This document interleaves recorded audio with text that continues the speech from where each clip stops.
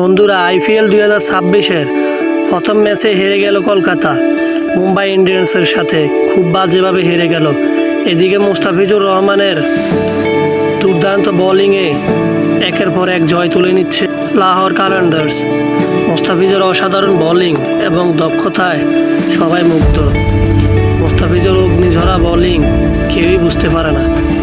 মুস্তাফিজের এমন বোলিং কেউ আগে দেখছে কিনা তাও সন্দেহ। এদিকে মুস্তাফিজকে না পেয়ে কলকাতা কোচের মাথায় হাত।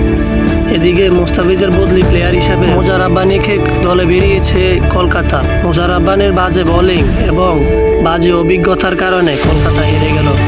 মোজার রাব্বানি 3 ওভারে 34 রান দিয়ে 1 উইকেটও পায় না। আর অথচ কলকাতা বাংলাদেশের মুস্তাফিজকে অবহেলা করেছে। বন্ধুরা, আপনারা কি বলেন?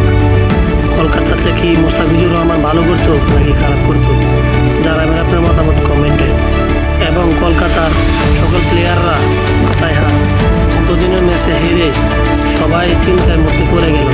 কলকাতার দর্শকরা মুস্তাফিজকে অনেক মিস করতেছে।